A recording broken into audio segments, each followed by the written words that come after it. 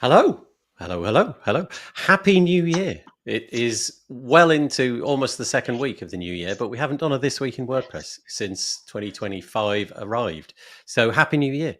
It is episode number 320 of This Week in WordPress, and nothing has happened since we were last on the air. There's literally nothing to talk about. So thank boring. you. Yeah, we'll see you next week on This Week in WordPress. Bye-bye. No, there's plenty to talk about. And as always, joined by a very fine panel. Firstly, let's go through let's go around the houses. Firstly, over there, Michelle Frechette is co-hosting today. How are you doing, Michelle? I'm good. How are you? Yeah, good. Yeah, Corey, it's not as easy as you think, is it? yeah. Just well, we've discovered the mirroring. Yeah, you got it easy, Tim. You got it easy.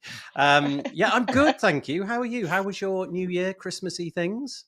Yeah, everything was great. I've put together probably 6 Lego sets. Oh, is that the thing? Yeah, every year Lego. Okay. Well, only because people have discovered I like it, so I received quite a few gifts. Yes. Yeah, we there's always gifts which come out, and Lego was one of them until my children finally said, "Can we stop with the Lego?" A couple of years ago, and sad, a tear in my eye. We no longer do the Lego, but anyway, here we go. Nothing's stopping you, Nathan. Yeah, I know. Let's do Michelle's bio. Here we go. Michelle Frechette is the Director of Community Engagement for Stellar WP at Liquid Web. In addition to the work there, Michelle is the podcast barista at WP Coffee Talk, co-founder of Underrepresented in Tech, also the creator of WP Speakers, WP Career Pages, the executive director at Post Status, and she also co-hosts the WP Motivate podcast. She's also an author, frequent organizer and speaker at WordPress events, and lives outside Rochester, New York, where she is keen to take photographs of nature. If you want to sum it all up, you can go to this website, meetmichelle.online, and you can find out everything there. Thank you very much. Adding one more thing, but we're going to talk about that a little bit later. Oh, yeah. Okay. Yeah, we'll chuck that in as well. And let's go clockwise. I think that was clockwise. That's anti-clock. I don't know. Anyway, that way. We're going to go to Tim next. How are you doing, Tim? I can do that one easy too. Yeah. Oh, Corey's got it. Corey has got the memo now. I had to think about it, though. Yeah, point the wrong way. Yeah, what I tend to do is I just point the finger a tiny bit and then Right, sort of go that's the what other way. I came up real slow. Throughout the entire of Michelle's, I was there going, now if I could just put like, that's the wrong one. Yeah. Well, look at that. Tim is joining us from a snowy West Yorkshire. It's lovely out there. That's very nice. Well, it was. Obviously, we've been snowed in for the last week. So on the plus side, it's very beautiful. On the downside, you know that point where the Christmas break is over and you're like, right, child, you're going to school today. Oh, thank God. Oh, you're not. Oh, you're snowed in. Dear Canadians, when the UK people get snowed in, it's because there is snow. Like the mere hint of snow is all it takes. So for those that live in the northern United States, like me and Corey, how much snow does it take to snow you in? Because here it's about 4 feet of snow. And only get like it is not about 3.5 come down over the last over the Christmas feet period. Or inches? Feet. Oh, that's a lot. Okay. But to be fair, it's not been that. Lots of snow is dead easy. You know, lots of snow plows. Yeah. Easy solution. It's been a combination of snow plus ice plus idiots. Yeah. This combination is what has kept us trapped. I like that. That's something really well. The ice is the hard part. The idiots makes it just the cream on top. Snow plus ice plus idiots. That could be the episode. They're only idiots in the winter.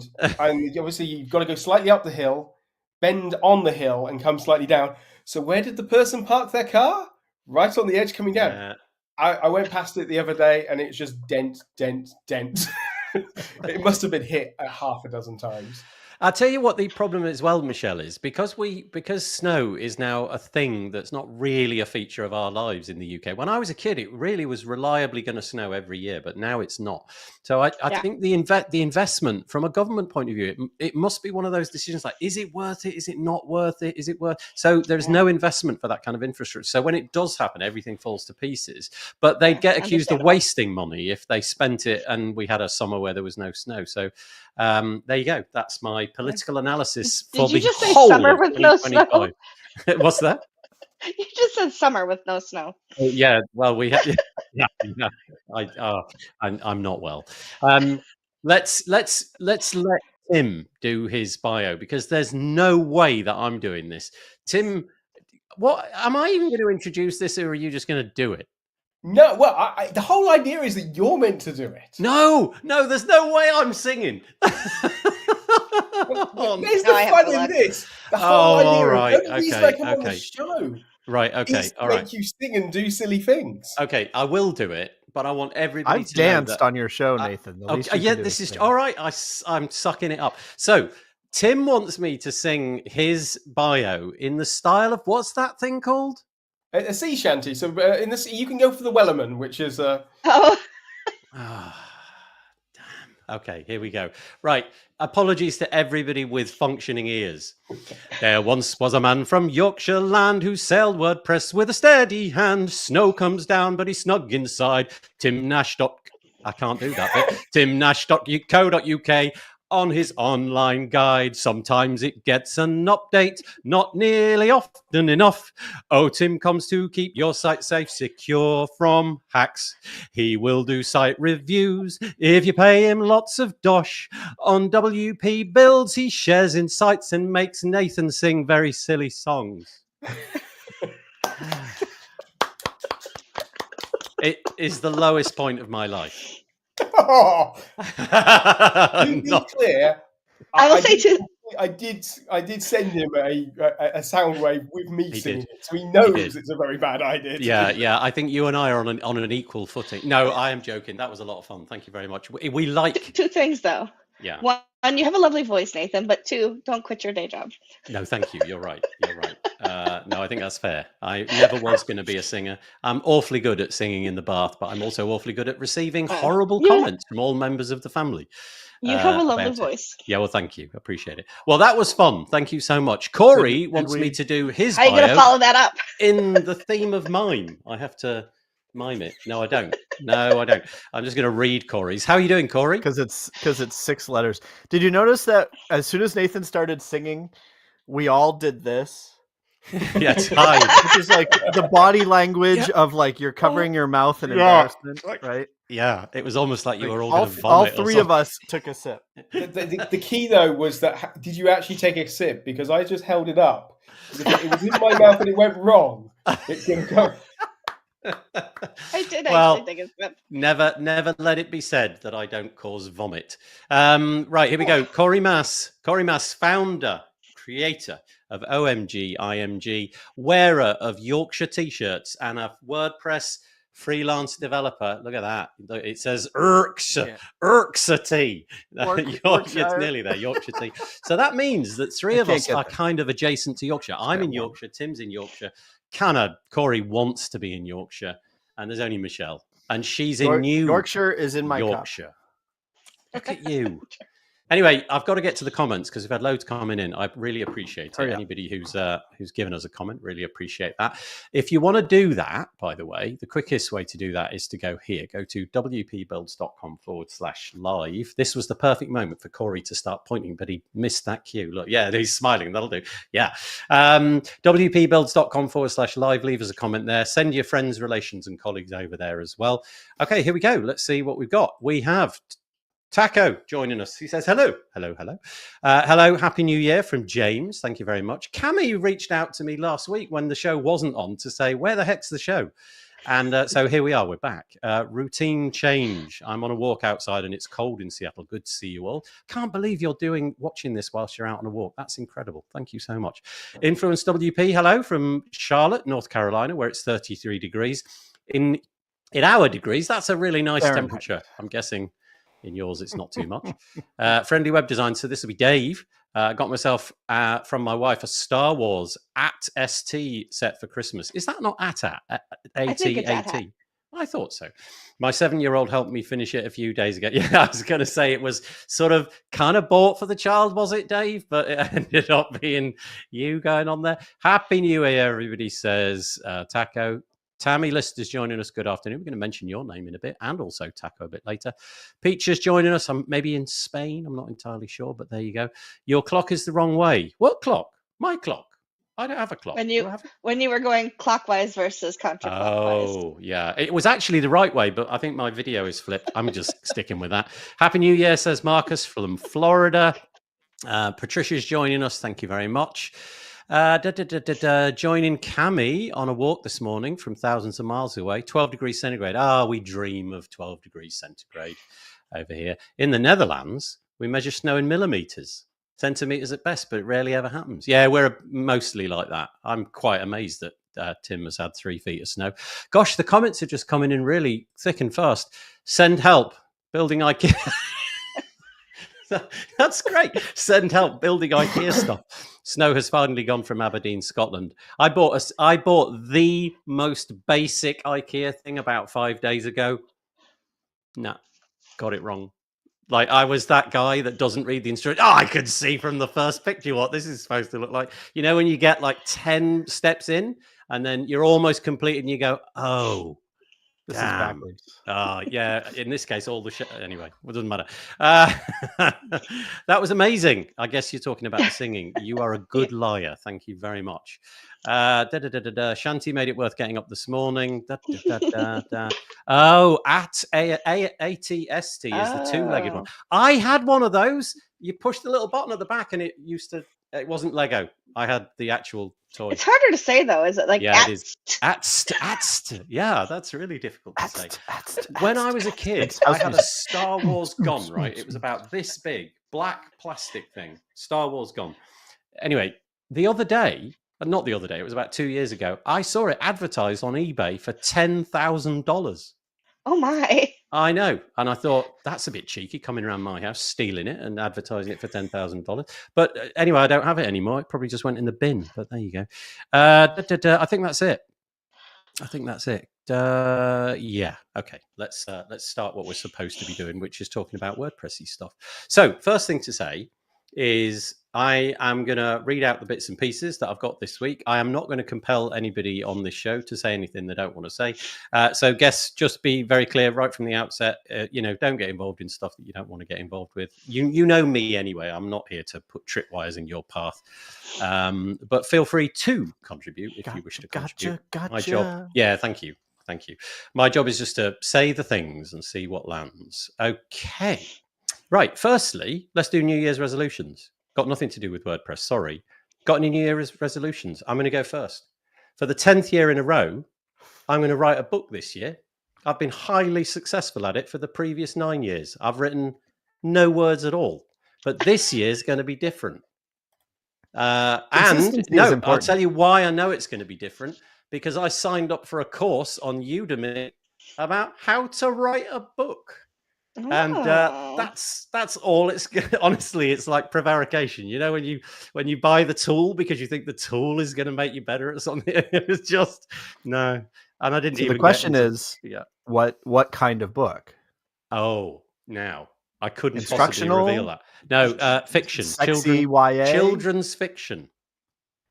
I could tell you the plot, but I would have to, I'd have to come round to your house and silence you forever. Okay. That's not a good plot for children. Oh, okay. Yeah, that book is not. I know where this children. is going. I actually just invested in an accessibility coach to make sure that I finished my novel by the end of this year. Oh, did you say accessibility or accountability? I think you said accountability. I meant accountability. Accountability coach. Too. Yeah. It will be accessible though. What happens though? What happens if you just go to the accountability coach and just basically say, I haven't done it? She's going to whip my... Oh, really? You're going to get in trouble? Okay, so... She's also one of my best friends, so she will hold my feet to the flames. Good. Yeah. That's very good. Yeah. I mean, it's your business too, don't get me wrong. I'm not just paying some person to... No, but that's great. I think that's a really good idea. Anyway, that's my New Year's resolution. I know it won't happen already, but that is my resolution. Michelle, have you got any? What's this book? I don't have resolutions. I have goals, first of all, because I think a goal is something that's more attainable, and a resolution is something you regret not completing. But yeah, I'm excited about that.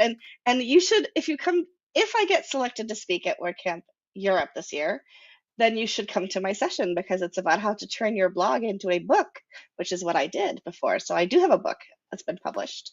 Okay, I like the pivot. If I write a successful blog, then I can just turn it into a book. Okay, let's talk later. We'll talk later. Yeah, thank you. Yeah, Tim, any New Year's resolutions or goals? See, I don't make New Year's resolutions, and I try to avoid goals because that way I'll be stuck to them and I'll feel really bad when I fail. So what is better to do is just to wander aimlessly through life and hope that things will work out for the best. And I will continue to do this. I've done this very successfully for many, many years, and I will continue on this path. It sounds like prevarication to me. But I would like to say that after this call, I will be moving on to chapter 1 of my novel. Really? You're writing a book as well? What the heck? No, to be fair, I've been trying to write chapter 1 of my novel for about 44 years. Okay, so you're like me, only you're much better at prevaricating than I am. Okay, yeah. you are the master. I am just merely the pupil. Wait, 43, 44 years. What are you, like 65? Yeah, he started when he was like minus well, 2. I did start very young, obviously. Corey, anything that you're hoping to do this year? This is a loaded deck. Okay, so first of all, I dreamt the idea for a kid's book like 6 weeks ago, and it's been sitting at the bottom of my to-do list. So now you're inspiring me that maybe I need to like take the idea and plug it into AI and let it write the book for me. Write a children's book. I hadn't even thought about that. Do you know what? How bad will this be when at the end of the year, the only person who hasn't published a book from the panel of 4 is Nathan? Honestly, I was just thinking, when we finish this show, you guys should all book on for this first episode in 2026, and we'll ask that same question. And yeah, it'll be me. The 3 of you, will all be successful novelists, and I won't have written a blooming word. Did you start writing your novel in nursery, Tim? No, I started, but I certainly started thinking about it, which is about, let's face it, I haven't started writing the novel. I've only been thinking about it since nursery. Yeah. Well, okay, but that's good enough. No, I've got a solid idea. I really think it's got legs. I just need to discover what those legs are. And Tim was there. I need a nappy change, a bottle, and somebody to write down this idea. And they didn't. That was the problem. And you know, once you have that one good idea and you have to recreate it. Yeah. Tammy's going to be my accessibility accountability person. She's going to. She says she's going to write 2. Okay, if I write 1, you're going to write 2. Oh, that's tempting. Tammy's already written 2. Oh, well, that's no. We can't have that, Tammy. You've got to go through some drudgery this year. It can't be the stuff you've already written. There's no accountability there at all. Best advice is to make it a habit. I know. Yeah, that's what I should do, is just write a few words each day. That's right. Everybody has a book inside. Gosh, I hope not. We should all write. They might have 2. Yeah. After all those mince pies over Christmas, I feel like I've got like the works of Shakespeare inside me. There you go. That's today's title, The Works of Shakespeare Inside Me. Right, come on, Wrigley. It's 25 past the hour and you still haven't done anything to do with WordPress at all. But that's why this show is fun. Here we go, wpbuilds.com. This is our URL. You can see that we are brought to you by GoDaddy Pro, Bluehost, and Omnisend. Thank you very much to those 3 companies for keeping the lights on over here. If you want to keep updated with what we do, why not? Put your email in that little box and hit the subscribe button, and we'll send you a couple of emails each week. One to do with this when it's produced. We record it on a Monday like we're doing now, and then we put it out as a podcast episode tomorrow. So you'd get an email tomorrow. And then you'd also get an episode notification on Thursday when we put the episode out then as well. So why not put your email address in there and join many, many others who get that notification. One thing that we've been doing over the past few months, and we're on episode 3 of this, is a show with Joe Dolson. Joe is an accessibility expert in the WordPress space. And we've been checking out some sites from the WordPress showcase, and he's been taking them to pieces, if you like, from an accessibility point of view, not with the enterprise of, ridiculing anybody, more like, look, here's what could be improved. And on this episode, number 3, Joe looks at navigation menus and how they can sometimes be wins. So he's talking about things that are done well, But then he goes on to subscription forms and like subscribing to a newsletter, for example, and how they can be done badly. Mine didn't come under the microscope. I probably would have failed horribly. But anyway, you can get to that if you go to this archive section on wpbuilds.com, the Accessibility Show archive, and you can see that. We've got episode 4 coming out in the near future as well. And then kind of attached to that, but not really, because the two weren't together, I did an episode of the Tavern podcast with Elena. I do apologize. Elena Breskacin. Yeah, Elena, let's go for that. Breskacin.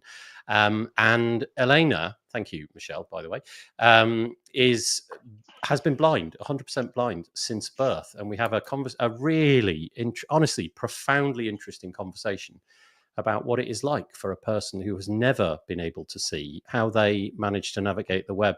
And it was really interesting, the frustrations caused by me trying to record the podcast episode. So as an example, this platform that we're on now is utterly unusable by somebody who is not sighted. Like everything that could go wrong is wrong. And we tried 2 or 3 different platforms, all of them a complete disaster.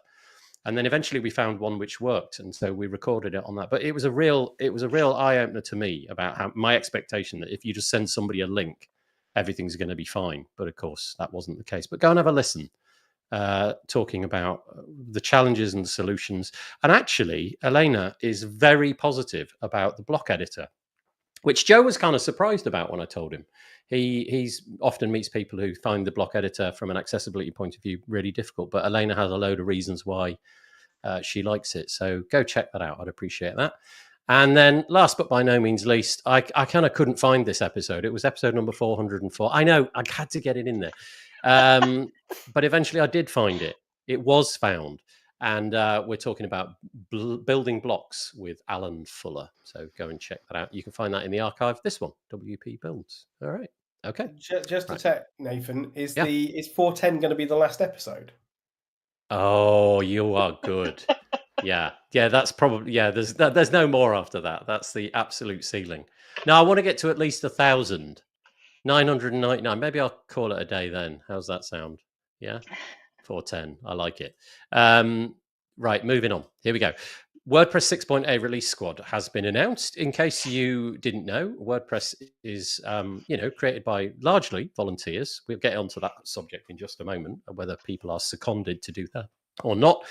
And the release squad for 6.8 has been announced, and here it is. The release lead is... Wait a minute. We know somebody on that list. We do know somebody on this list. We know a lot of people on that list. Can you see a name on there that you're familiar with? Who do you see? My goodness. Tammy Lister. Tammy Lister, she's in the comments. That's right. Yeah. Yeah. Michelle Frechette, look at that. She is one of the 2 coordinators along with Jeffrey Paul. Can I ask, Michelle, what does this involve? What does this role mean? I am still learning that, but it basically is coordinating all the different pieces, making sure that everything stays on track and on time. And if I could be honest, I'm most excited about working alongside Jeffrey because he and I have never worked on a project together. So it's going to be exciting. Are you kind of herding cats then? Is your job to make sure that the human beings are doing what they, that things are done in a timely way and that coordination happens? Yeah. I had once on WP Coffee Talk interviewed Francesca Marano, who had done this role before, and she called herself the shouty lady in that she was making sure that she was shouting at everybody to get it all done. So I now have the title of shouty lady after Francesca has created that role. So yes. Well, appreciate your commitment to that. We've got the release lead of Matt, obviously the coordination now we know, Jeffrey Paul and Michelle Frechette. It's on the screen, but tech leads is going to be Joe McGill, Jonathan Desrosiers, and George Mamadashvili. I apologize for the pronunciation there. Triage JB Audrus, design lead, there we go, Tammy Lister, she's on the call. Performance lead Felix Arntz, we've got a video from him later. And the test lead is Krupa Nanda. And the release timeline is beta 1, 4th of March, release candidate 1, 25th of March, and then hopefully shipping generally by the 15th of April. Does Tim or Corey have anything to add on that, or should we just move on? I've got a question for Michelle. Mm-hmm. When you sort of found out you were going to be one of the coordination leads, Was it a case that you'd stepped forward or stepped back? How did the volunteer process work, I guess, is what I'm asking. How do you volunteer if you've stepped back? I'm not certain how that would work. That's when you shoved forwards. I see. No, I did when the call for contributors went out. I did volunteer myself. So. Yep. Oh, look, and I thought I was good at jokes. Taco, being a dad, gets right to it. Look at that. Keep everything on track without a cake. That's good. I like that. I should. Can we that just maybe like extra points for him, because this is not his primary language, and for him to pun and do dad jokes in a language that's not his primary language. That's true. Major shots, Taco. Yeah, honestly, if I tried any jokes in Dutch, well, it's not going to happen. I don't know a word of Dutch. Tammy's come back that you are going to be herding deranged cats. The shouty lady, yes. The yeah. Maybe you can reassign that eponym and become the quiet lady, the quiet but effective, non-shouty. Maybe you can be the scary lady. Oh, come on! Have you ever known me to be quiet? Well, so one of the things that goes along with like dad jokes, right, is the looks that mothers can give. Oh yeah. Oh yes. And so I feel like you don't have to shout. You just do one of those, like you just lower your glasses and just give one of those looks, you know. Did you get that? I used to. So we every Sunday we'd sit down and have like a full meal with the family, and my mum would often invite people from the community around, and I was quite a precocious sort of young child, and I'd often get in trouble. My mother could put me in my place with the merest like movement of an eyebrow. Just like that, and I'd be like, it's very effective. Exactly. Do that, Michelle. Do that. Deploy the eyebrows. There's another title of this episode. Right. Okay. Getting back to it. I was just going to say, just imagine Michelle quiet, how much fear would be spread. Yeah. Yeah. Oh, you see that? just a little. Yeah. See, I'm scared, and I'm. Yeah. And there's an ocean between us. Yes. Yeah. The British do this thing. I don't know if it's an North American thing as well. We do this thing called totting, where we sort of go.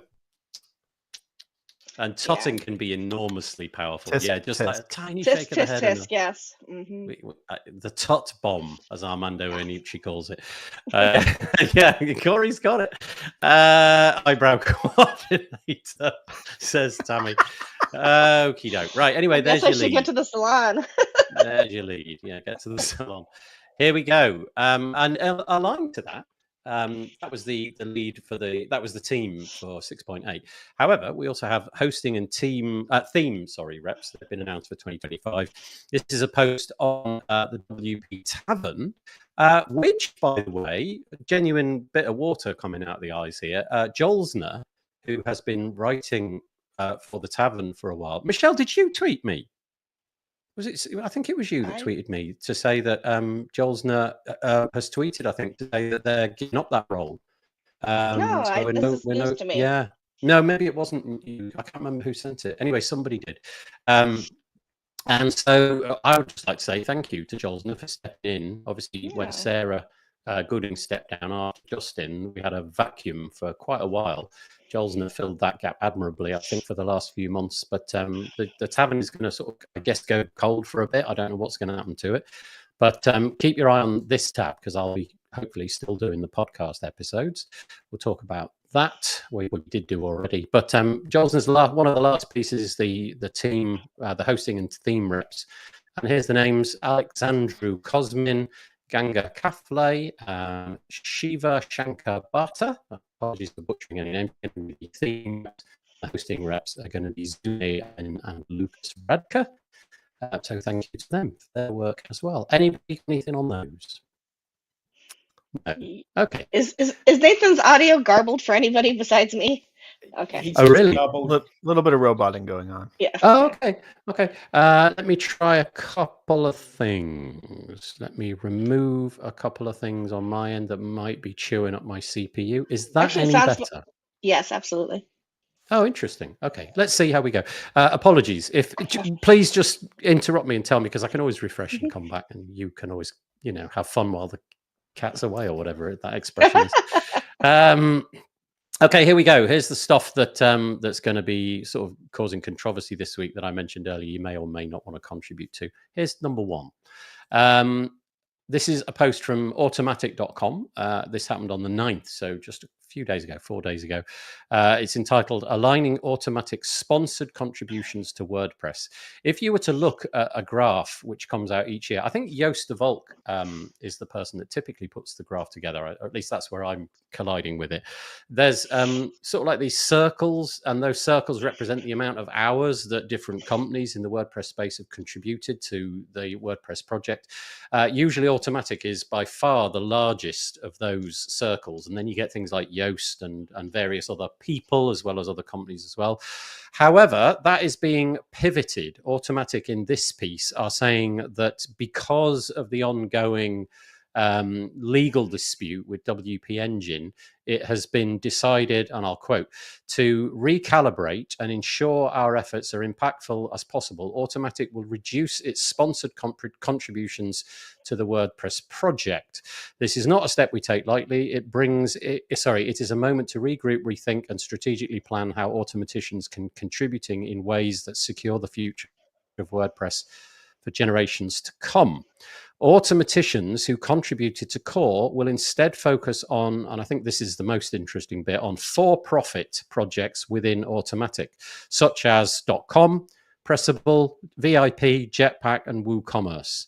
And then they say that what they're planning to do as part of the reset, they're going to match the pledge from, particularly, is written here, WP Engine. So at the moment, 45 hours a week. Now, if WP Engine's commitment went down, I don't know if that means that Automatic's commitment would kind of match that. And equally, if it went up, I don't know if it means that they would match that as well.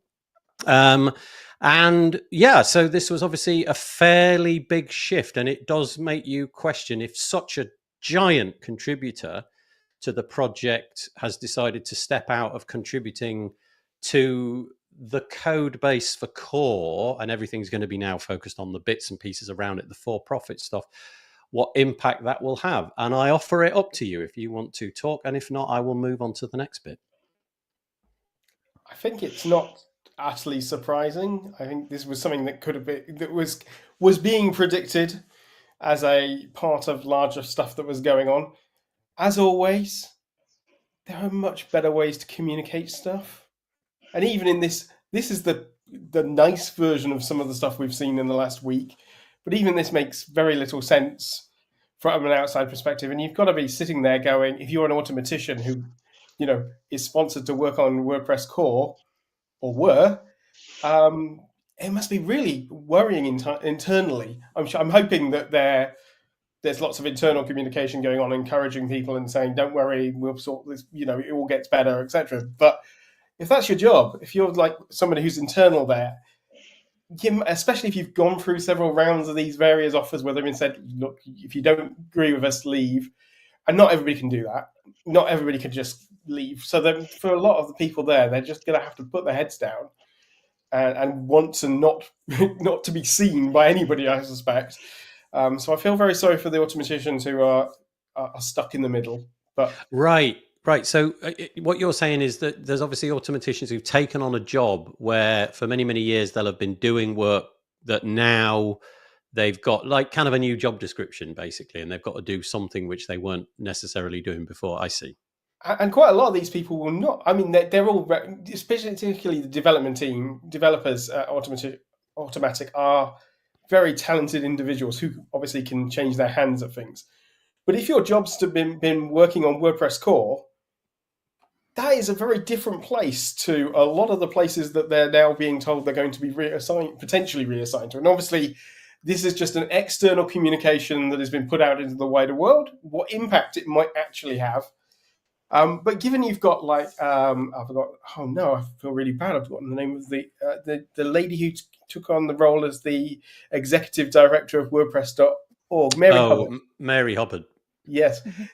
Given her role as the executive director of WordPress.org, she's going to find, which was a full-time role she was employed to do, she's now supposedly doing less than 5 hours a week. She's going to be, either she's not going to have a lovely time not doing very much, or presumably has now got to find some other job, some other work to be doing inside the company. It just feels really like, oh, that's unfortunate. But generally, this doesn't feel like it's either it's very short term, and this is just mudslinging, or it's a long-term realignment, in which case I think there's a lot of people who are going to be truly shocked because that wasn't what they signed up to do. So just to address that point, let's just pop that article back on the screen. If you go right to the bottom, it says, I just highlighted this bit, we're excited to return to active contributions to WordPress called Gutenberg Playground Openverse.org when the legal attacks have stopped. So the constraints around this change, of course, seem to be bound to the legal dispute becoming an event in history, no longer hanging over anybody's head. A comment from Courtney Robertson here. In post status, sorry, Tim, you've been obliterated by that. There we go. In post status, Jonathan Bossinger confirmed other teams, not just core, are reassigned as well.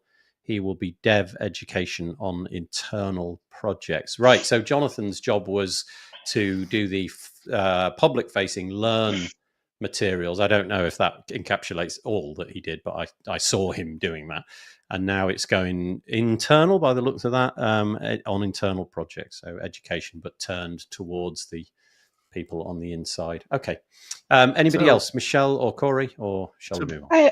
I know that I'm not a coder, and there's a lot that goes on with the code of WordPress and moving it forward. I'm a community person, and I'm really hopeful that we have enough people who are not automaticians that work in community to keep things moving forward for upcoming WordCamps and things like that. That's where I think I really want to see a lot of the momentum keep moving forward, with ownership in the community about the community, which I think is what this all is about from the beginning anyway, not just code.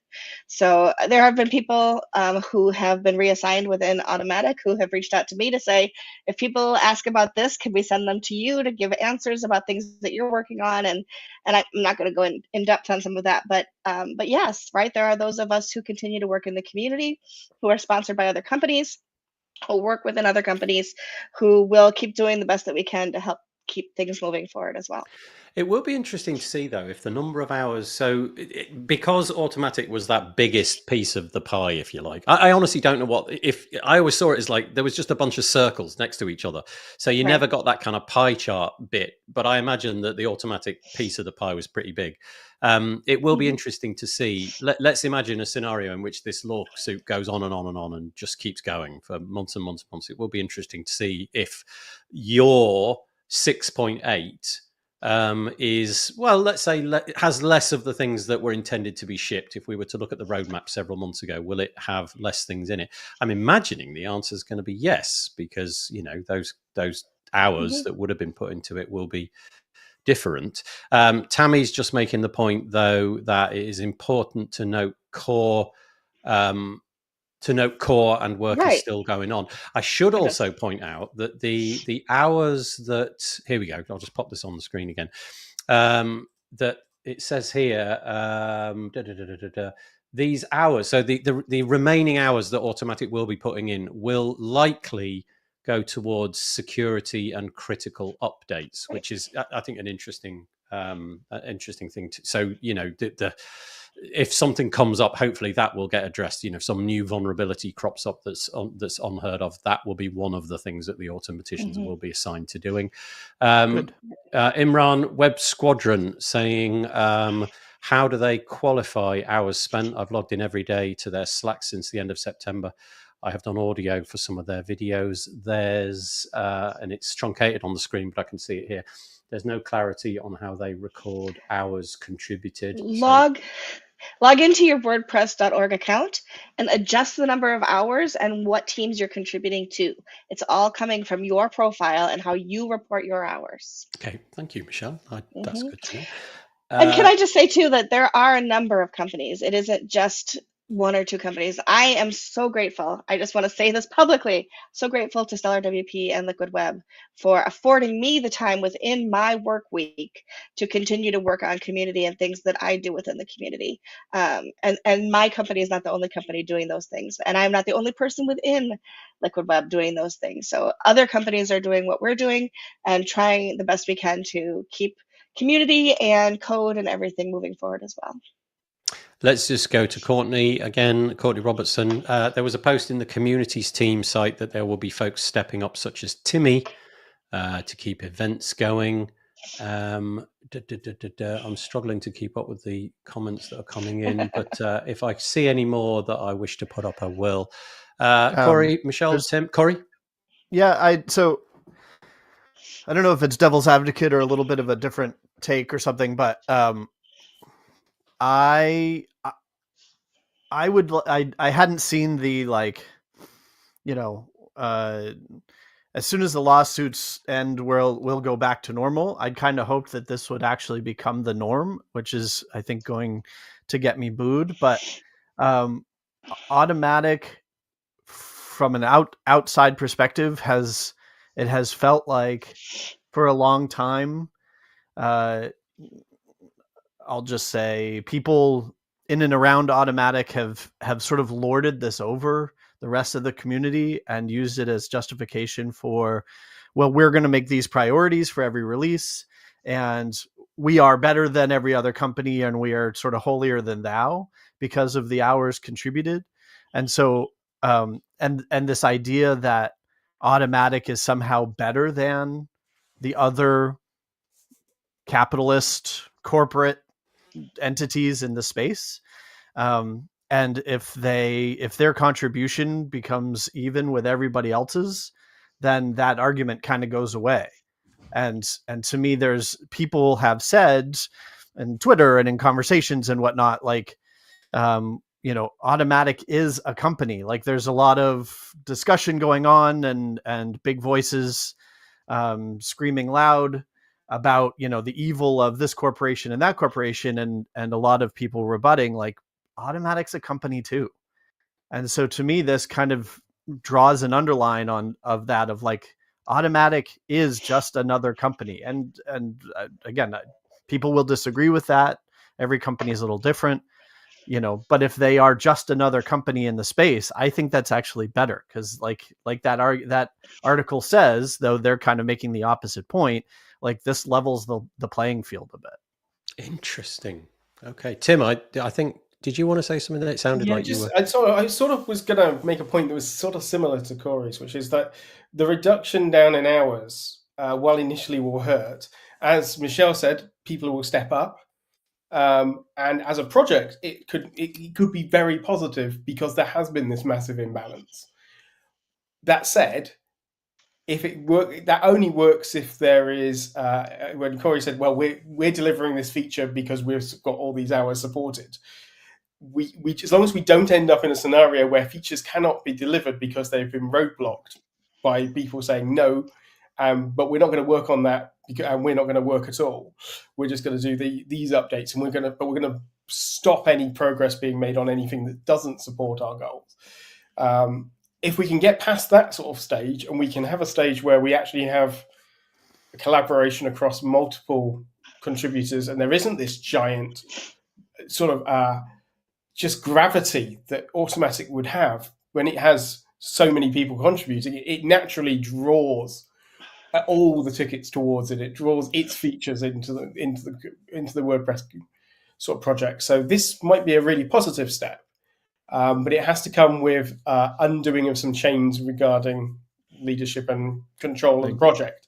You can't have your cake and eat it. So if you're going to reduce down that the amount of hours you're doing, well, that in turn means you've got to let the people who are stepping up take the decisions and make some of the decisions.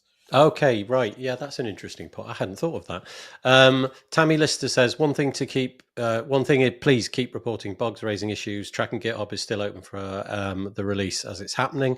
6.8, again, an interesting point. 6.8 is going to be a focus on iterations and improvements, not features, which is maybe an unexpectedly good consequence of this. So maybe that's what everybody needs right now, is how she finishes off. And then Marcus makes a similar point, I think, to Corey and Tim there. As a fan of a local sports team who has had many injuries, I do think this gives other folks who have not been given a chance, it's truncated, but it says an opportunity to step in and show what they can do. So yeah, interesting. Every cloud and all that. I just have to ask Marcus. Sorry, let's go Corey first, then Michelle. Sorry, Michelle. I'm happy and hopeful that the article specifies that the hours that Automatic will be contributing are focused on security. I'm skeptical that it'll actually work out that way, to be cynical, but I'm hopeful that, like, as that comment said, that the focus will be on improvements, cleanup, the bare necessities, more on code, less on the block editor, broadly speaking, but we'll see. I'm going to use that as the title of this week's episode, More on Code. I like that. Yeah, I know. Dad joke. Michelle? Nah, I'm good. Are you sure? Okay, sorry for interrupting. No, I was just going to make a funny, and it's not really that funny, so let's keep going. That's my job. That is what I do. Okay, let's move on, change the subject a little bit. So this happened as well.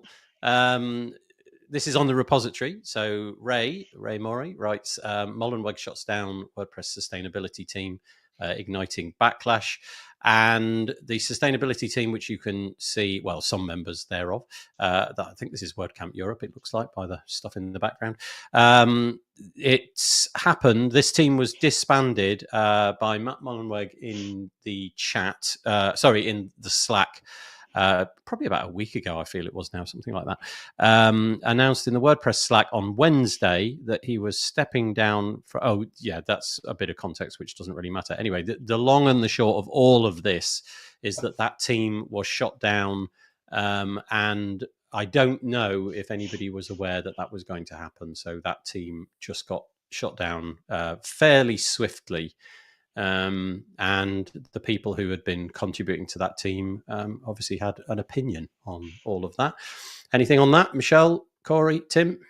Just to emphasize that sustainability is a legal requirement in an awful lot of countries, and that every other major open source project has a sustainability team. The sustainability team and the way it was shut down was just like, bang, you are no longer interesting, goodbye. Which obviously, given the current drama, is always going to go down badly. But this is one of these things you can't, as much as improving performance improves sustainability. Sustainability is more than just getting down a few bytes in core and saying we're done it. It's part of a much wider remit. This would be very similar to saying we're going to shut down the accessibility team because we think that accessibility should really just be in core. Or we're going to shut down the security team because we just write better and more secure code. It's on that sort of same par, just because we're more used to accessibility and security being a little bit like priorities, even though they are the 8th class citizens inside the project in many ways. Sustainability is even further down that chain and just got whacked straight off. But for a lot of people, that's going to have a big implication going forward.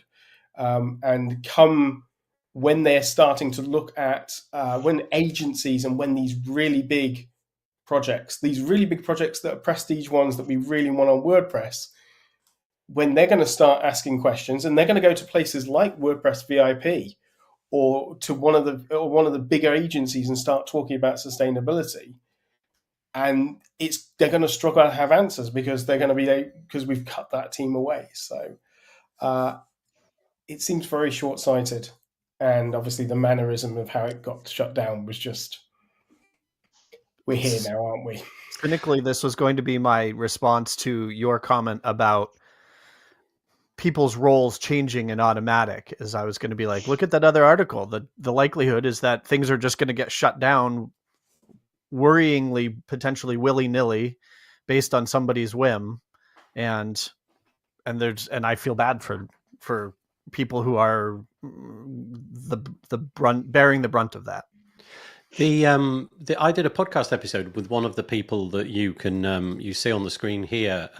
This fine gentleman right here, whose name is Nawai Badiola, and in it we talked about the sustainability team. This was back in May, just the previous May, and the goal of the sustainability team wasn't, as you might expect, just sort of performance, i.e., let's make a WordPress website load quicker. There was way more to it, and it was about events and sustainability in terms of jobs and all sorts of other things as well. So it's kind of a broader remit. If you want to, though, head to the repository.email and you can see the title here. Mullenweg shuts down WordPress sustainability team, igniting backlash is the title. And if you scroll down, you'll be able to see that Ray has written up a whole slew of differing opinions on that, which we haven't got time to get into here. But you can imagine, given that it went from something to nothing in fairly short shrift, that there were a lot of differing voices, let's put it that way. The sustainability team, Courtney says, is where 5 for the Future, new contributor mentorship, contributor stats dashboard, and more were also centralized. Okay, so maybe there's some cleanup work there, Courtney, for that team as well. I don't really know. Anybody else on that one? Corey's gone. He'll be right back. Yeah, okay, great. Okay, thank you. That's great. Right. Okay. So honestly, we can't seemingly get away from all this. There's a lot happening, isn't there? There's loads going on. This is that PatchStack were rejected as WordPress. As WordCamp Europe sponsor for 2025. This is WordCamp Europe. I don't know if I said that, due to lack of significant contributions. So Oliver Sild, the CEO of PatchStack, shared a message that he'd got from, it's written here, at least anyway, the WordPress community team. And if you read that, basically it was, to sum it up, your application has not been approved this time around. And for instance, we recognize that I'm trying to find the exact line. Doesn't matter. The point was they pointed to the history of PatchStack's contributions, and the way that it felt from that email is that they didn't match what was expected in order to be a sponsor at that event. That obviously, again, blew up, as so many things are at the minute. Everything is sort of, it's getting posted, a thing happens, and then, it all gets blown up. And actually, interestingly, just down here, Matt Mullenweg himself got into this debate by saying that he thought that, and I'll quote, he says, "I agree, that's a crappy email to get. It's also not 100% accurate. That is to say that the definition of why they were not allowed to sponsor was not accurate. I'll look into it. Thank you to you and all your colleagues for trying to make WordPress plugins and themes better." And Oliver, the update on here is that it says right now, Oliver Sild from PatchStack says the last thing that we've been told is that we're not eligible to sponsor, but we'll see, obviously, how that story develops. Interestingly, and I don't know if there's anything in this, around the time that the whole saga with WP Engine and Automatic kicked off, I don't know if you remember, on this show, we reported from Drupal, Dries Bagtart from Drupal. Over there, they have this system where, based upon what you did in the previous year, so it's not 5 for the Future, but it's whatever metrics they've got, you are or are not entitled to become a sponsor, or appear on the Drupal.org webpage, or come to their DrupalCons as a sponsor. And I wondered if it was something like that was being put in place in the background, the scaffolding around that was being built, but not that we would know, because we didn't know. But I wondered if that's how they're going to pitch it. If you've ticked off this thing, this thing, this thing, and this thing, then you can be a sponsor. But in this case, if that's the case, then PatchStack, or indeed anybody, would not have known that. So I'm kind of making it up, really. I don't know if that's what's going on or not.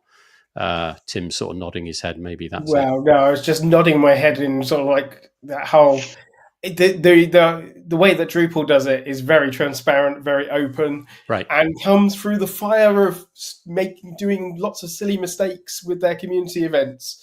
So they've learnt and they've reiterated over many times, and it's sometimes got it wrong.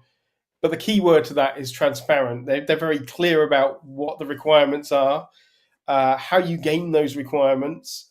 Yeah, and the whole thing with 5 to the future has been, it's really, I mean, there's been efforts to make it better, but it is quite opaque, and it's self-reporting, and it's all and it's like this really obscure little thing that for years it has been around for a while, but nobody really, it wasn't a thing until we got thrust into the limelight with this, like, no, you're not contributing unless you're doing it through 5 to the future.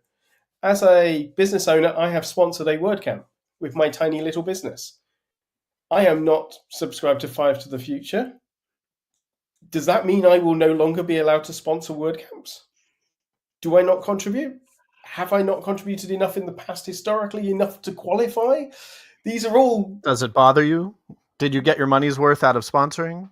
Oh, well, that is a completely be the cynical one here. Yeah, and totally, and one I'm very happy to conversation to have, but it still sort of comes up over again. Are we going to say that actually you can't be a speaker unless you subscribe to 5 to the future? What about an attendee? I mean, we're stuck with attendees must go through the rigmarole of signing up to a WordPress.org account and all the other bits. So I'm going to put down a bet that I want to lose, but I'm not convinced WordCamp Europe will be on. I'm willing to put a bet. I want to be wrong about it, but I'm not sure WordCamp Europe's going to be on. I don't think they're going to get... I would use the word can't, right? I wonder how many WordCamps can't go on because there aren't going to be sponsors. Yeah. Historically, the flagship events have been run a little bit differently than the local events, and I wonder how that will play out with this set of rules that it seems to be in play. Like WordCamp Rochester, when you meet with your mentor, you're told that you have to get so much sponsorship that's local sponsorship and people like that. A local company that's, say, a printer, is not contributing to WordPress other than paying money to have their name on your website. Is that still okay because it's a local sponsor? Are you going to be able to find local sponsors that contribute in that way?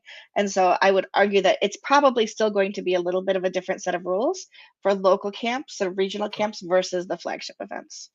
But I don't know that to be true. Wasn't there a news story recently about how they've introduced $500 is supposed to go to TV ads and radio ads or some...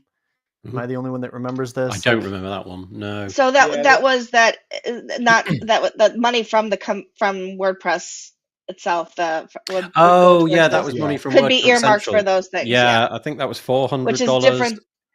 Which is different than raising money from a local. That was I realize it all feels very.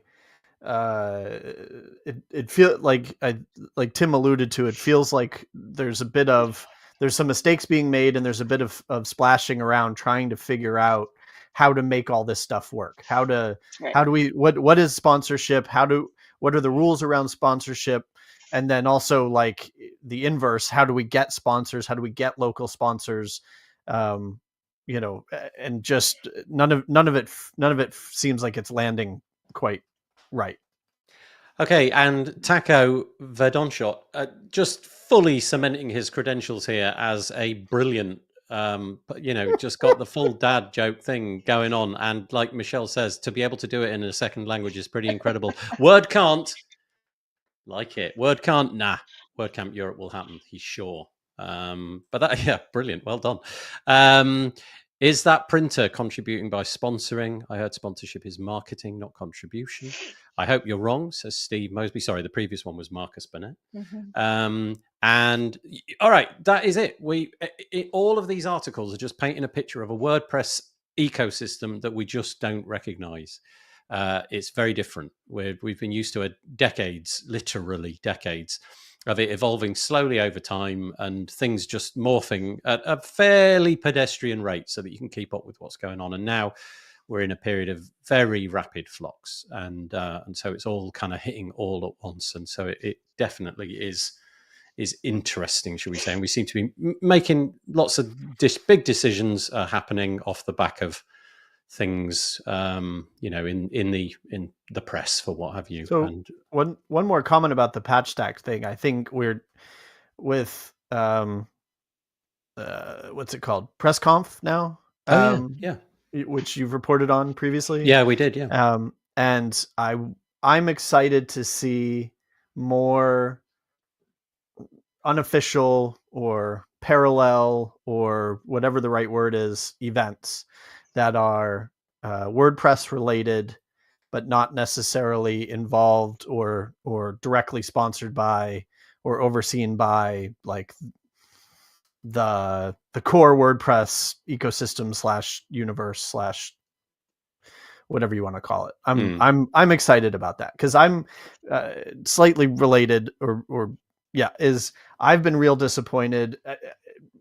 I'm just sad that there used to be so many small local camps, and post COVID there aren't and there can't be.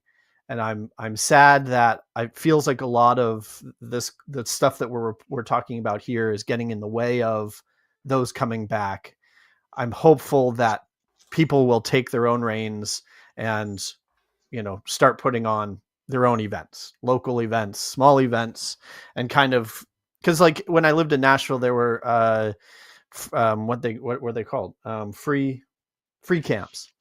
Right. And there was an event space. People could show up and kind of elect themselves to speak. And you still got some of those elements of great conversations happening.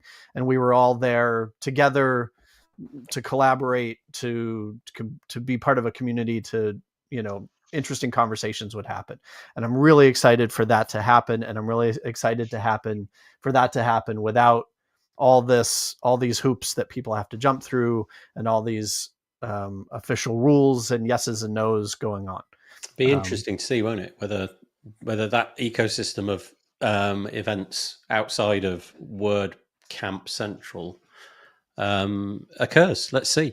Humans are resilient, says Tammy, but we need to be kind to each other. I feel that's the point the cat comes on. The cat. Oh, I see. Okay. With the little ukulele. Right. Yeah. For 10 seconds only. I'm not doing this for long. You're going to get the cat for 10 seconds. So just so that we can all have a breather. Okay, here we go.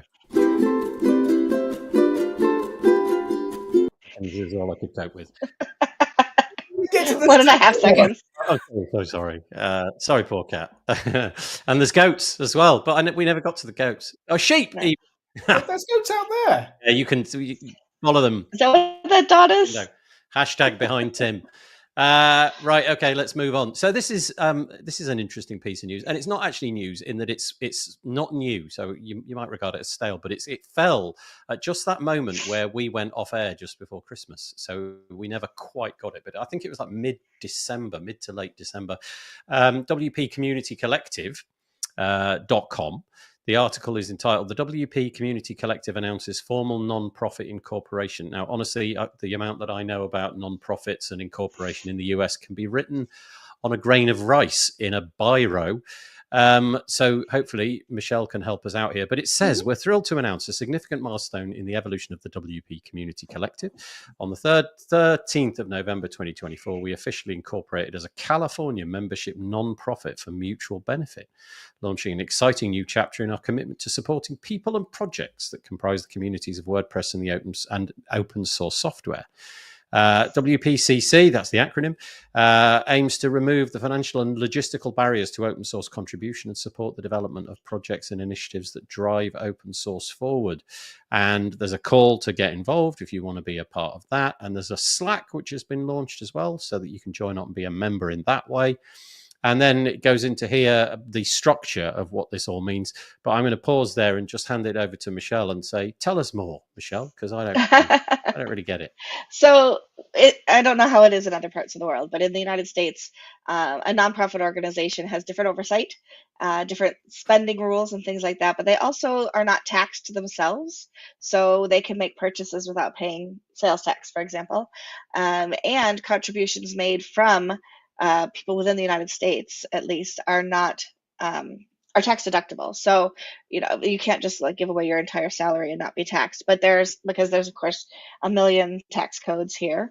But contributions made are tax deductible to what you are taxed on an annual basis from your salary. And so this is a move in the right direction. This is something that allows them to operate with better outcomes for the people who are contributing, and it allows them some freedom to be able to do things also without being taxed themselves. And so I think this is great. This is something really to be applauded, and say Katie and Courtney have done a lot of work for this. I will also say that I don't know how they've funded being able to become a nonprofit, but it is not an inexpensive ordeal because lawyers are involved. And if you know lawyers, that is not something that is usually very cheap. But becoming a nonprofit organization usually costs the organization between $10,000 and $15,000. I don't know what they've paid or what they've had to pay, but that means that it's a very big commitment to the future of their organization to have gone through that. So applause all around for them.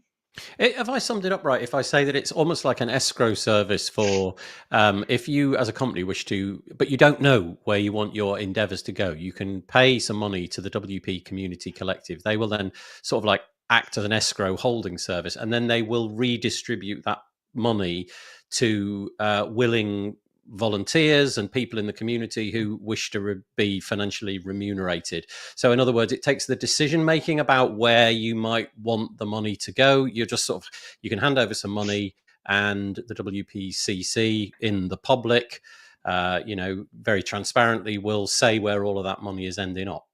I'm not sure exactly how they're doing it. I know in the past you've been able to earmark your donation towards a specific right. You have subset organization, not organization, but subset project. So, for example, Alex Stein was previously awarded money to do work on accessibility through WPC, and so I don't know if they're still doing it that way. I haven't looked further into it. If Courtney's still in the chat, she could give us a little bit of insight. Yeah, I was hoping that she would drop in and give us that little heads up. She may have had to. She may have had to step away, but and I'm sure if you were to scroll up and look at their donation page, you may be able to still see if that is true statement or not. So they have a donation page true there. Enough. Yeah, WP. It's done with Open Collective, and at the moment, so you can contribute to different earmarked places. So they have the founding member donation. That now is different than what it was before, where you could say I specifically want to donate to this specific project or what they were doing. So that's right. Along here were a bunch of different specific projects, and they were bound sometimes, I think, to individuals like Alex and what have you. Anyway, there you go. So it's not brand new news, but I thought it was worth mentioning given it's still very momentous for this organization and for those of us who contribute to it. So congratulations to them. Okay. We were talking about WordCamp Europe a moment ago, whether or not it will or won't happen. And here is some intel, hopefully, that means that it will. Because just this week, just a few days ago, they put out a call for speakers. So europe.wordcamp.org/2025. And you've got the call for speaker page, but also the call for sponsor page. And it will be interesting in the next few weeks to see. I guess this one in particular, the call for sponsors, as we described, might be an interesting litmus test of the sort of reading the room about how people are feeling in the WordPress space at the moment with their. You plan to apply to speak, you have till the end of this month, I believe. The 31st of January. Good point. 31st of January, if you want to be a speaker.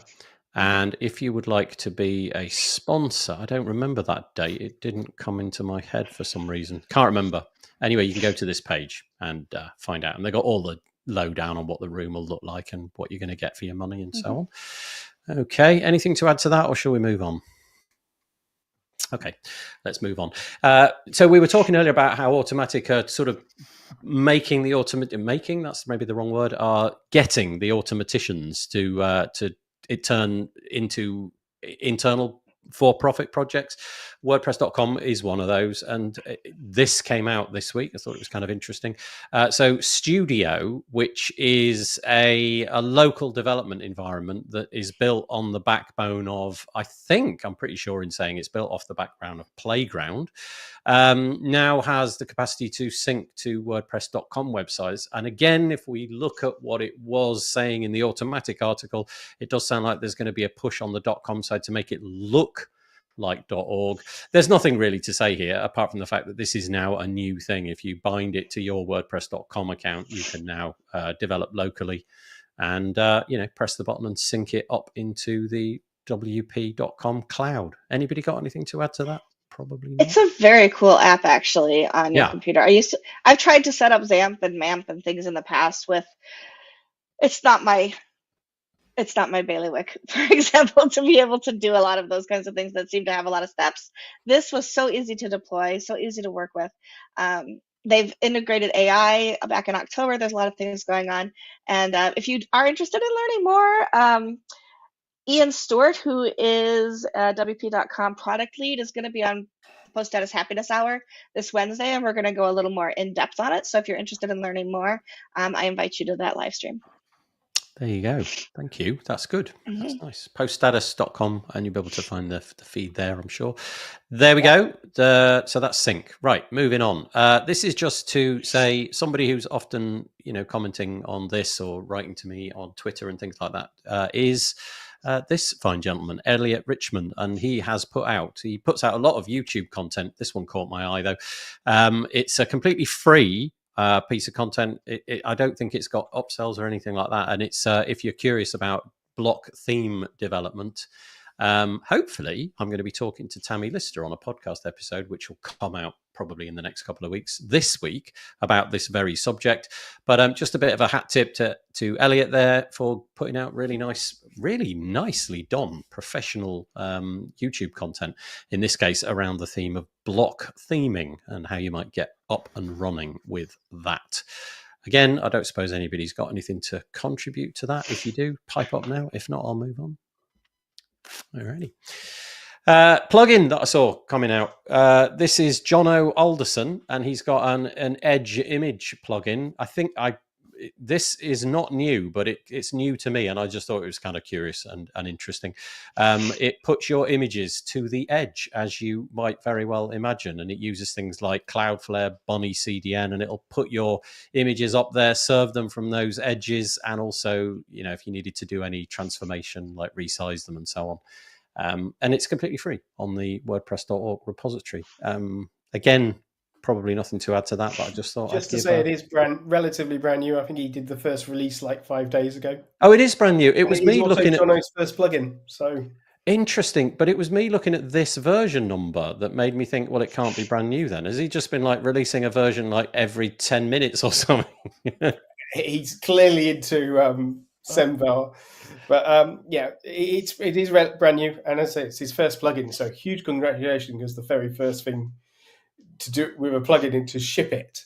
And so many people start writing a plugin and don't ship it. It's a bit like writing a book. Oh, don't get me started on writing a book. I could use up like a whole 10 minutes of a podcast episode on that subject if you want me to. Oh, no, I did that already. So well done, Jono. That's brilliant. So Edge Images, there's more to say. I'll just quickly read the very beginning of the description. Edge Images automatically uses your Edge transformation service, Cloudflare, accelerated domains, ImGix, etc., to apply performance optimizations to image markup. I didn't know if this was close to your heart, Corey, given everything that you do at OMG, IMG, but fascinating plugin. Yeah, it's a great little plugin, and pleased to see it. Nice. I love the artwork, especially. Like, I've always, cool. Honestly, one of the things that I rate plugins on, in addition to code and reputation and all that, but mostly title and the images they choose. And this is adorable. It's a good one. It is a good one. That's for sure. The first rule of book club is don't talk about book club. That's right. The first rule of writing a book, Do not write a book. I actually, this is no word of a lie. I've mentioned this before. Surely the first rule of book club is don't read about book club. Yeah, don't. Yeah, that's right. Yeah. Don't even think about book club. Just bring another bottle of wine. I thought. Yeah. Don't book it either. No, don't book it. Okay. Oh, you're qualifying for dad jokes there, Michelle. I know. Yeah. Well, there's no such thing as mom jokes. I have to lean in with whatever testosterone I have in my body. So. Well caught. Okay, I don't know if we want to get into time is sort of running short, so we don't have really that much time, but we'll just go into this. This was another piece which caught people a little bit off guard this week. This is on the repository, the reporting of a call for more weirdness in WordPress theme design sparks debate about accessibility. And this was Nick Hamsey, who proposed that it would be good to see more, let's use the word quirky instead of weird. Weird, I think I've got this intuition, and Tammy sort of cemented it a little bit. I don't know if weird has got the same connotation in the US as it does in the UK. I don't know if there's a different depth to the quality of that word, but weird in the UK kind of implies not good to some extent. So if you say weirdness, you are basically giving it the thumbs down. Whereas we've taken it back, Nathan. So right, you've got back to the original Elizabethan version of weirdness. 100%. Like, you know, Austin has a whole marketing campaign, keep Austin weird, and then I don't know if they were the first city, but lots of cities have done this, and I do think that it isn't necessarily, you know, in a 1950s suburban sense, weird is bad, right? But I think it in modern parlance, it generally over here has a quirky, charming, at least potential use, right? But this is a thing that comes up often in Reddit and other Hacker News. There's frequently threads about like, oh, I miss the internet of 20 plus years ago, and I'm totally that old guy that misses my first websites were so weird because I was treating them as little art installations and also like, what can I do? This is pre CSS, so it was slicing up, so it was going crazy in Photoshop, drop shadows all over the place. And then what could I do? How can I bend and break HTML in this thing called a browser to my whim, and how can I confuse people? And the website, little digression here, one of the websites that I always quote is or reference is, so when I was first learning about the internet in like 96, 97, 98, hell.com, sorry, censorship, boop.com, but okay. Hell.com was a website that you went to, and every month they got a digital artist to do an installation where it was something weird, including things like you'd click a button and a pop-up would open a pop-up until it crashed your browser and usually your computer. But it was intentional. It was meant to be pushing the boundaries of the medium. And I miss those days. And it doesn't have to be as outrageous as crashing your browser or experimental JavaScript or whatever. But you look at most landing pages, you look at most of the internet, which is now landing pages. You look at most landing pages, and they look very the same. And I get it, right? Because we want to make money, and we don't want to put people off by making a website so creative that it's hard to use and stuff like that. But there's definitely, anyway, I was thrilled to see this come up even in the WordPress context, because I see it come up often in the rest of the internet context. I was a little surprised at how much, like, I actually had friends and colleagues reaching out to me or referencing this sort of like in our ongoing private conversation. So it really seemed to resonate with people, and which I'm happy about. I would love to see more creativity, myself included. Like, I'm guilty of this too, but like all of us could take opportunities like personal blogs or websites or do little experiments or whatever to like continue to push the medium forward. It is really interesting, isn't it? How the accessibility piece. No, let me rewind. Let me start again. I think you're right. If you were to look at 1,000 websites randomly, I'm sure that the design metaphors across a lot of them would be fairly similar. And whether or not the internet has become a little bit uninteresting or a little bit tired, and you see print publications, that is a real thing that they can do, isn't it? You know, they go to town on making every page quirky, for want of a better word, and different from the previous ones. Experimental is a word that Tammy thinks should be used, but also artistic or quirky. So those three things, perhaps, creative, instead of weird, creative and what have you. The reason this story came about was because the collision between, okay, well, if it's weird for the sake of weird and accessibility just the baby gets tossed out with the bathwater, that's not good. Because in many cases, you know, if it looks fabulous and really interesting, but nobody with for example, a screen reader can make head nor tail of it, then that is bad. And it was, you know, as we do at the moment, everything gets heated and taken off in different directions. And Pete Chineri, who was in the chat earlier, I don't know if she's still with us, she had a fairly long Twitter thread proposing, like, fairly carefully explaining how artistic is not the same as functional.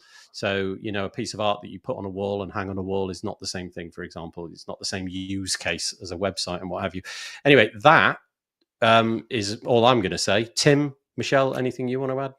I just want to emphasize that weird doesn't have the same connections internationally as it does in the US. And it derives from like Shakespearean English and the weird sisters. So the three weird sisters from Shakespeare. So it really doesn't have the same happy or with artistic connotations. It really has a negative view. So when he's saying weird, we're all going, we don't want weird. We want good and happy and cheerful and experimental and artistic. It's kind of interesting because Corey checked himself then when he used the word hell. And the word hell to me has no, there's nothing in that word. It's just a word. It has no connotations. And also there was a guy on the BBC not that long ago. He's an American and he used the word crap. And that in the UK is powerful. That word is like, don't use that in front of children. But I think in the US, it's just a word you use all the time, right? It just means that's the word you don't use instead of the S word. Oh, okay, right, yeah, but it's not as powerful, but it definitely is somewhere along the spectrum towards it. But this guy got shot down, and that's the word he said, and that's interesting. Anyway, so there's Peacher. He's back. Thanks for the mention. Yeah, go and find Peacher at Peacher, and you can see what she said there. But certainly sparked some debate. Michelle, you haven't had a chance. I don't know if you wish to.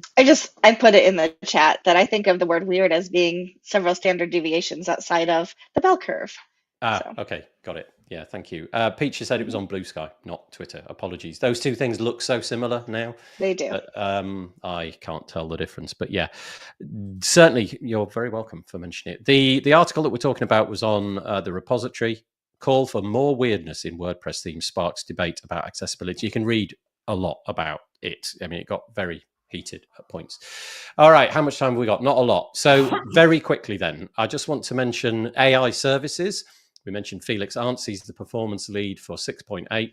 He has this fabulous walkthrough where he illustrates what you can do with the new AI services plugin, where you can bind your WordPress website to all the AI.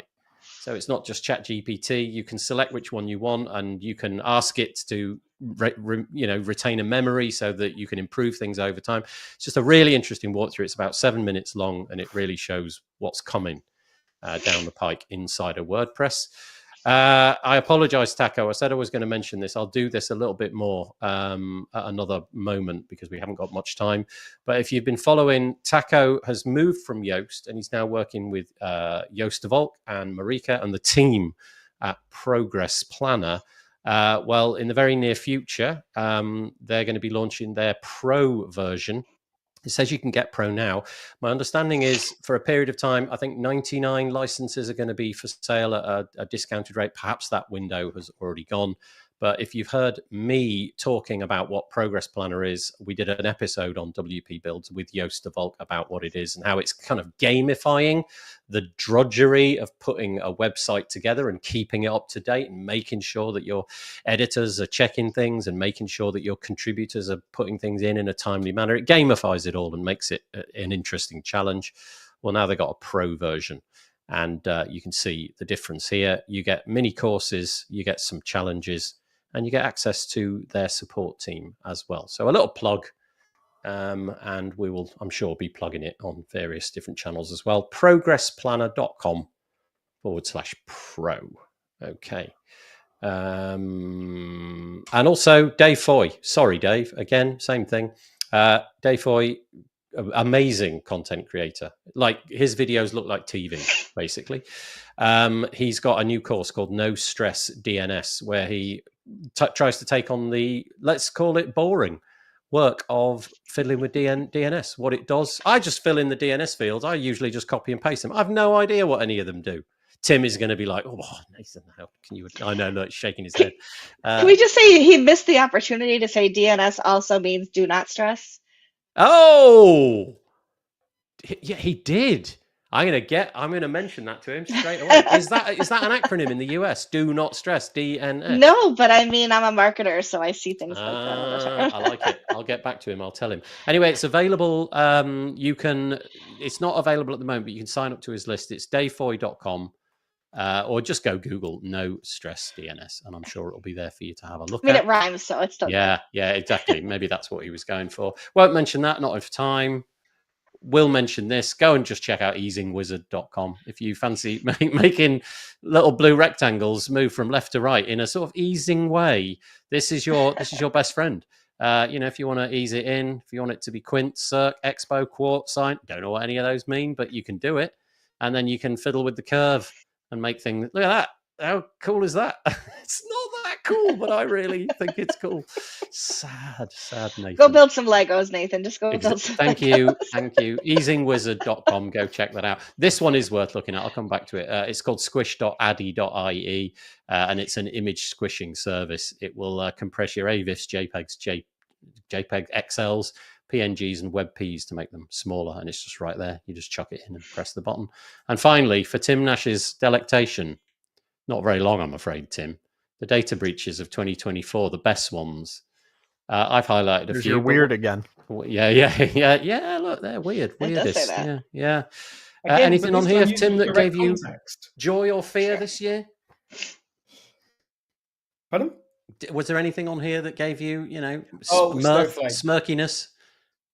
The Snowflake by far. So if you scroll down to near the bottom, you might even have it. It's got a nice list at the top. Snowflake, though, is like one of the last ones down there. I did get that far, but I didn't highlight it. Tell us what Snowflake was. So basically, bad actors managed to compromise customer accounts for cloud analytics services because they're not attached to lots of things. And they managed to therefore then grab out details from people like AT&T, Ticketmaster, but also big banks like Santander. And this wasn't just like little bits of data. This was like loads of data. And it's a really good example for the web that we rely on these first parties. So we rely on Google Analytics. We rely on all these services. And we're installing their random little bits of JavaScript.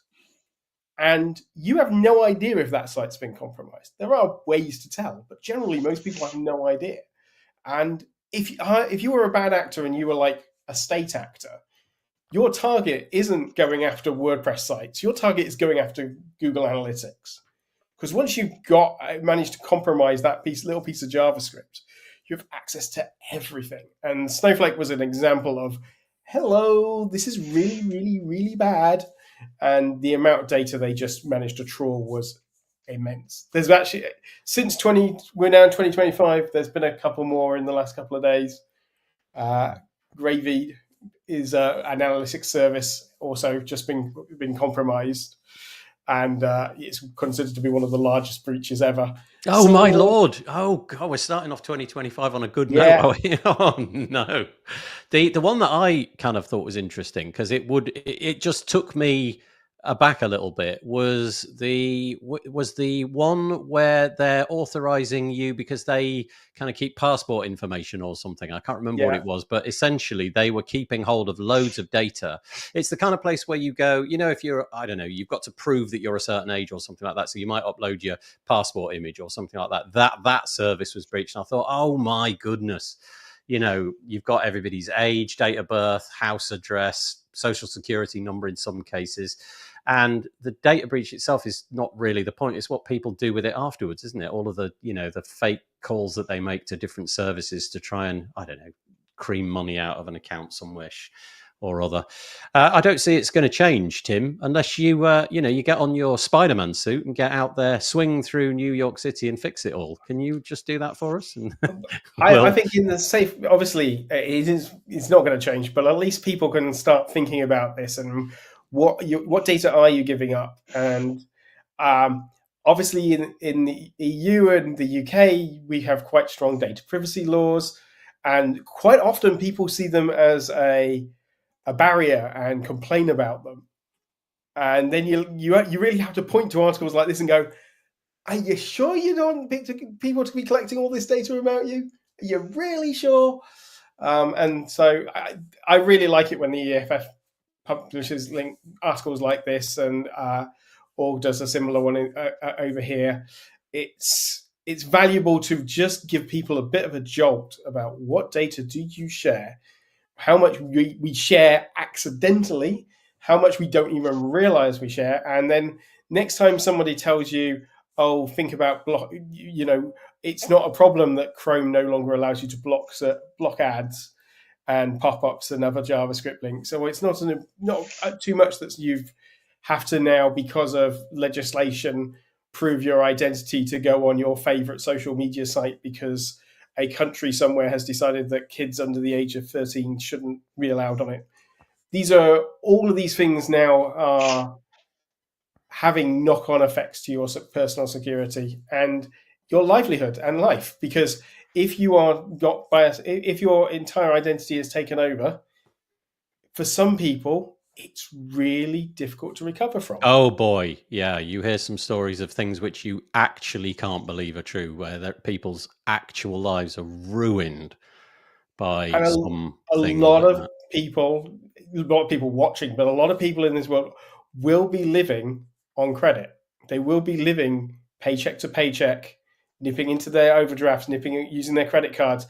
So to suddenly have that wiped out because a bad actor has managed to destroy your credit rating. Suddenly you can't move house. Suddenly you can't get insurance. Suddenly you can't get a phone contract. And this can last for years and years. So it is really devastating. So even if you don't worried about, oh, I've got nothing to hide, my life is an open book, you still need to take basic precautions. And we'll eventually learn. Yeah. So to sum up episode number 320 of This Week in WordPress, it's all cheery, isn't it? Everything's great. There's nothing weird going on at all. And by the way, this is a beautiful comment by Dave. Speaking of the what was that website called? I've forgotten already. The easing website. Put the cancel subscription action behind the moving button.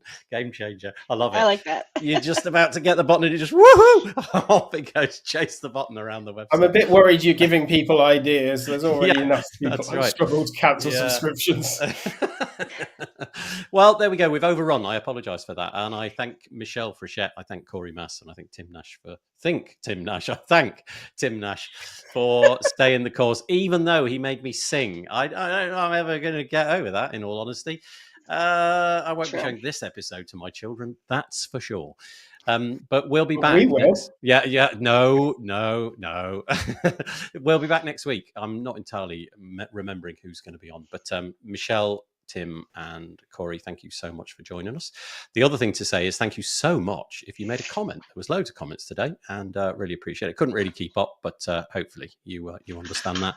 And before we go, The final humiliating, weird thing to do is to put up the hands. And I'll make it really weird. Oh, I love it when you do that. That's so good. There we go. I got to get my fingers out of it. Oh, no, we've got to carry on. Okay. There we go. Okay, we got it in the wrong hands. Corey, I'm sorry. We're going to have to put you through it one more time. Here we go. Give us away. Thank you so much. We'll be back. If you three want to stick around for a quick chat at the end, we can do that. I will say thank you. Sayonara. We will see you next week for This Week in WordPress. Take it easy. Bye-bye.